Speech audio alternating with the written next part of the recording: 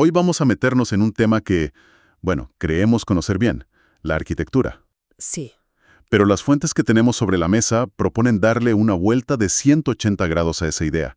Nos invitan a verla no como el simple arte de levantar edificios, Claro. sino como una disciplina casi mística, una búsqueda de armonía que conecta las matemáticas, la música, la filosofía. La idea central es que el secreto de la belleza no está en el ladrillo, sino en la proporción, en un eco de las leyes del universo. Y ese es nuestro objetivo aquí. Vamos a intentar rastrear ese hilo dorado, ¿no? Analizar cómo conceptos que suenan muy abstractos, como la proporción áurea o el orden cósmico, Mm. han sido en realidad las herramientas, digamos, fundamentales de los arquitectos durante milenios. No hablamos solo de estética, sino de una ciencia integral que buscaba materializar en la Tierra un orden superior, casi divino. Y para que se entienda la magnitud de lo que vamos a explorar, aquí va un adelanto que a mí, la verdad, me dejó pensando. Esa famosa tríada de Vitruvio que a tantos nos enseñaron. Sí, la de belleza, firmeza y utilidad. Esa misma.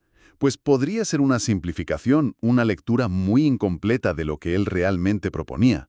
Uno de los textos que manejamos cita al filósofo Roger Scruton, que describe la teoría clásica como un intento de transferir a la arquitectura un orden armonioso cuasi musical. Una definición preciosa. Pues bien, hoy vamos a intentar escuchar esa música. Vale, empecemos por el principio, por la palabra clave, armonía. Según las fuentes, no hablamos de una sensación vaga de que todo encaja. No, es algo mucho más técnico. Es algo mucho más profundo. Es el resultado eh, medible de la relación y la proporción entre cada uno de los componentes de una obra. Las formas, los colores, las texturas, todo tiene que vibrar en la misma frecuencia, por así decirlo. Y en el corazón de esa búsqueda de coherencia matemática hay un número que ha obsesionado a artistas y pensadores durante siglos, la sección áurea, el famoso número de oro. El número de oro o la divina proporción, sí. Fue el matemático renacentista Luca Pacioli quien le dio nombre en su obra De Divina Proportione, pero su conocimiento es muchísimo más antiguo. Es ese famoso 1,618, un número irracional que, bueno, misteriosamente aparece por todas partes. En la naturaleza, ¿no? En la naturaleza, en la disposición de los pétalos de una flor, en las espirales de una caracola y, por supuesto, en el cuerpo humano. Claro, y los textos que analizamos nos dan ejemplos muy visuales para que esto no se quede en una abstracción. El más claro es El hombre de Vitruvio, de Leonardo da Vinci. Mm. Que no es solo un dibujo bonito, es un estudio de proporciones en toda regla. La relación entre la altura total de la figura y la altura de su ombligo es precisamente el número de oro. Y pasa lo mismo en la pintura. En El nacimiento de Venus de Botticelli, por ejemplo, toda la composición se articula siguiendo esta proporción. Por eso nos da esa sensación de equilibrio, de belleza natural. Incluso en la escultura. En el David de Miguel Ángel, la proporción áurea define la relación entre la cabeza y el torso, o la longitud de los brazos respecto al cuerpo. No es ninguna casualidad. Era una herramienta totalmente consciente para dotar a la obra de una armonía que el ojo humano percibe como perfecta, porque resuena con las proporciones que encontramos en nosotros mismos y en el mundo. Pero esta idea no se quedó en el Renacimiento, da un salto de siglos y aterriza en plena modernidad con uno de los arquitectos más influyentes del siglo XX, Le Corbusier. Y su famoso modulor. Exacto. El modulor es fascinante porque es un intento de crear un sistema de medidas universal basado, de nuevo, en el cuerpo humano y en la sección áurea. ¿Cómo funciona exactamente? Pues Le Corbusier partió de la altura de un hombre europeo de 1,83 metros, con el brazo levantado, que él estandarizó en 2,26 metros, no 2,16 como a veces se dice por error. Ah, mira, y a partir de esa medida, aplicando la proporción áurea, desarrolló dos series de números que, según él, contenían todas las dimensiones armónicas para diseñar cualquier cosa, la altura de un techo, una mesa, el ancho de una puerta. Un momento, pero eso que mencionas, un sistema basado en la altura de un hombre europeo, suena un poco limitado, ¿no? Las fuentes comentan algo sobre las críticas que recibió, por ser un sistema tan etnocéntrico. Sí, por supuesto. Es una de las grandes críticas que se le han hecho históricamente. Sin embargo, hay que entender la intención que había detrás, que se explica bien en los textos. A ver, Para Le Corbusier, el modulor no era tanto una imposición de la medida europea, sino un intento de crear un idioma global para la construcción. Entiendo. Buscaba una especie de esperanto de la construcción. Se podría ver así, sí. Quería un sistema que, al estar basado en proporciones humanas que son universales, más allá de la altura exacta, permitiera a un constructor en la India y a un carpintero en Marsella trabajar sobre sus planos sin las complicaciones de convertir metros, pies y pulgadas. Una búsqueda de eficiencia y armonía a escala industrial, vaya. Eso es. Ahora bien, las propias fuentes que lo explican también introducen un matiz crítico muy importante que conecta con la arquitectura actual. Apuntan que si bien estas teorías matemáticas son útiles para entender el orden, la adecuación de las partes, Pero, en el fondo dicen poco de la significación estética. Una obra puede tener unas proporciones perfectas y ser fría, no transmitir nada. Se recalca que la verdadera armonía no surge solo de la fórmula, sino de un equilibrio muy delicado entre unidad y variedad. claro, si todo es demasiado uniforme, es monótono. Y si hay demasiada variedad sin un hilo conductor, el resultado es el caos. Y en esa tensión, ahí es donde reside el verdadero arte. Esa idea de que la proporción no lo es todo me lleva a pensar en el pilar sobre el que se ha construido la teoría arquitectónica occidental, la tríada de Vitruvio. Siempre la hemos recitado de carrerilla, firmitas, utilitas, venustas. Pero los textos que analizamos sugieren que quizás hemos estado recitando el mantra equivocado, o al menos una versión muy recortada. Completamente. Y aquí es donde la investigación de las fuentes nos lleva a un terreno de verdad revelador. Aquí es donde se pone muy interesante. Totalmente. La famosa tríada, traducida como firmeza, utilidad y belleza, según estos análisis, no describe la arquitectura con mayúsculas. Describe solo una de sus tres partes, la edificación, la edificatio. Espera un momento. Si eso es así, significa que durante siglos hemos estado enseñando y practicando una versión, digamos, descafeinada de la arquitectura. Pues sí. ¿Cuáles son entonces las otras dos partes que hemos olvidado por el camino? Si nos vamos al texto original de Vitruvio, la frase es partes ipsius architectura es un tres. Tres son las partes de la arquitectura. La primera es, efectivamente, la edificación, pero la segunda es la genomónica. Gnomónica. Me suena a gnomón, a reloj de sol. Va por ahí. Es una palabra que hoy nos suena extraña, pero era fundamental.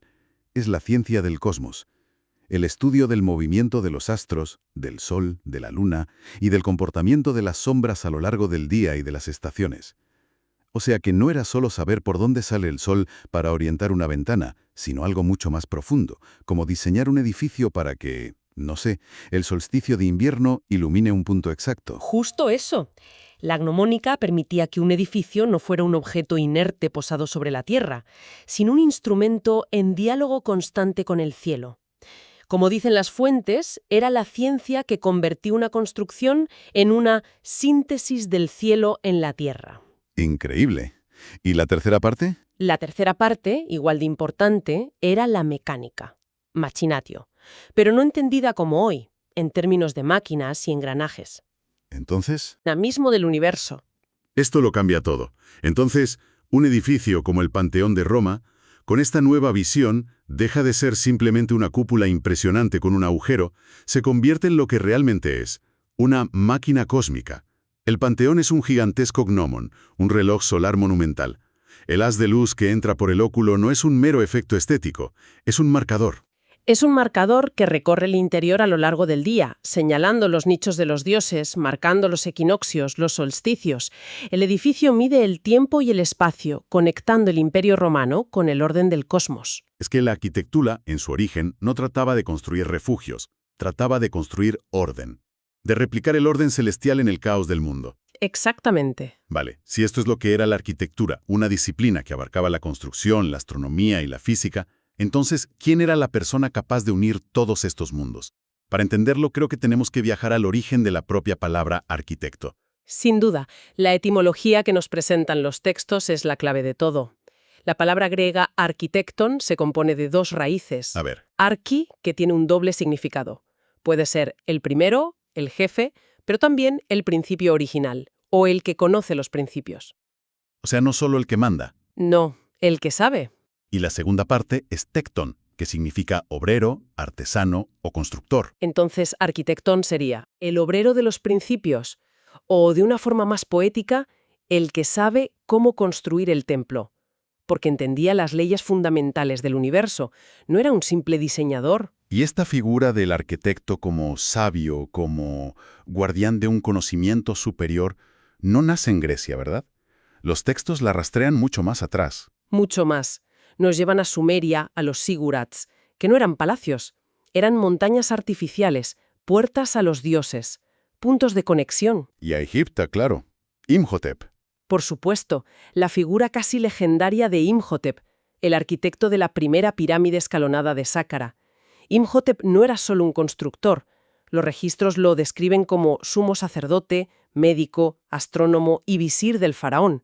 Era un polímata. Era una figura mediadora entonces. Se situaba entre el poder terrenal, el rey, y el poder celestial, los sacerdotes. Ese es el punto central. El arquitecton era el traductor, el que poseía el conocimiento de las leyes universales, la geometría, la astronomía, y lo usaba para dar forma a la materia, para traer orden al caos. Materializaba una visión del cosmos en piedra. Por eso construir un templo era un acto sagrado. Era una recreación del acto de la creación del mundo. Hay una frase que citan las fuentes y que creo que resume esto perfectamente. La inscripción que, supuestamente, estaba en la entrada de la Academia de Platón. Que nadie entre aquí si no es geómetra. Sí, siempre me pareció una barrera un poco elitista, pero ahora la veo con otros ojos. Claro, porque para los filósofos griegos, la geometría no era una simple asignatura de matemáticas. Era la llave para entender la estructura de la realidad. La consideraban el cuerpo del número, la manifestación visible de los principios divinos. Las formas geométricas eran verdades eternas. Exacto. El círculo, el cuadrado, no eran invenciones humanas, eran ideas platónicas que se descubrían, no se inventaban. Por eso, para Platón, un geómetra era alguien que podía ver más allá del caos de las apariencias y contemplar el orden perfecto del cosmos. Y el arquitecto era quien tenía el poder de traer una pequeña parte de ese orden al mundo físico. Volvemos entonces a esa idea del principio, la del orden armonioso cuasi musical. Esto nos lleva directos a una de las metáforas más bellas sobre la arquitectura. La de Goethe, la que se atribuye a Goethe. La arquitectura es música helada o música congelada. Es una metáfora preciosa. Y lo increíble es que, como demuestran las fuentes, no es solo poesía. Hay casos en el siglo XX donde se hizo literalmente realidad. El ejemplo más espectacular es la colaboración entre Le Corbusier y el compositor y arquitecto Yanis Xenakis. Xenakis, antes de ser un compositor de vanguardia mundial, trabajó como ingeniero en el estudio de Le Corbusier. Y para una de sus obras musicales más rompedoras, Metástasis de 1954, utilizó directamente los cálculos y proporciones del modulor para estructurar la pieza. Pero, ¿cómo es eso posible? ¿Cómo traduces un sistema de medidas a una partitura? Pues Xenakis convirtió las proporciones del modulor en duraciones, alturas e intensidades de sonido, los famosos glissandos de cuerdas que caracterizan la obra, esos sonidos que se deslizan. Sí. Son una traducción directa de las líneas curvas y las superficies que él mismo estaba dibujando para edificios como el pabellón Philips de Bruselas. Las proporciones arquitectónicas se convirtieron literalmente en la estructura de la música. ¡Qué pasada! Pero por lo que entiendo de los textos, la influencia fue en ambas direcciones. No fue solo la arquitectura influyendo en la música. Efectivamente, la colaboración culminó en el monasterio de La Tourette, una de las obras maestras de Le Corbusier. Xenakis fue el encargado de diseñar los paneles de vidrio de las fachadas. Y aplicó principios musicales. Justo, utilizó las series del modulor no para la estructura, sino para crear lo que él llamaba ritmos musicales de cristal. La separación entre los montantes de las ventanas no es regular, sigue una progresión rítmica. Entonces, la luz que entra. La luz que baña el interior no es constante, está modulada. Tiene ritmo, tiene música. La arquitectura no solo era música helada, es que el edificio se convertía en un instrumento que interpretaba la luz. Es una idea potentísima. Y las analogías que proponen las fuentes van todavía más allá. Comparan, por ejemplo, los llenos y vacíos de un edificio con las notas y los silencios de una partitura. Expresiva o más que una nota. En arquitectura pasa lo mismo. Un patio, una plaza, el vacío bajo un pórtico. Esos silencios son los que permiten que las partes construidas respiren. Son los que definen la experiencia del espacio. Claro. Y otra analogía fascinante que se menciona es la que equipara la luz y la oscuridad en arquitectura con las tonalidades mayores y menores en la música. La luz como una tonalidad mayor, alegre, optimista. Exacto. Y la penumbra como una tonalidad menor. Puede evocar introspección, misterio, melancolía. El arquitecto, como el compositor, es un maestro de las emociones y utiliza la luz y la sombra como un músico utiliza los acordes. Bueno, hagamos un balance de este recorrido. Hemos partido de una idea aparentemente sencilla, la proporción matemática en el Renacimiento, y hemos llegado a una concepción de la arquitectura como una ciencia cósmica, una disciplina sagrada que en sus orígenes no buscaba construir edificios, sino sintonizar la creación humana con el orden del universo. Y esto nos deja con una reflexión final que se desprende muy claramente de los textos. Si la verdadera arquitectura, según Vitruvio, se componía de edificación, mnemónica y mecánica, es muy posible que la arquitectura moderna, al haberse centrado casi exclusivamente en la primera parte, la construcción, la función, la utilidad, la economía, ¿Haya perdido por el camino el conocimiento de las otras dos? quizás, en nuestro afán por ser eficientes, hemos olvidado cómo hacer que nuestros edificios dialoguen con el sol, con las estrellas, con el cosmos. Y para terminar, os dejamos con una última idea que nos ha parecido especialmente provocadora. Uno de los textos describe al arquitecton, como un escritor de partituras arquitectónicas. Si aceptamos esa metáfora, si los edificios son realmente las partituras de esa música helada, entonces, ¿qué papel jugamos nosotros, los habitantes, en todo esto? ¿Somos meros oyentes pasivos de esa sinfonía de piedra, luz y sombra? ¿O es nuestra experiencia, nuestro movimiento por sus espacios, nuestro uso cotidiano lo que nos convierte en los verdaderos músicos, en la orquesta que cada día interpreta y completa la armonía que aquel compositor original comenzó a escribir hace siglos?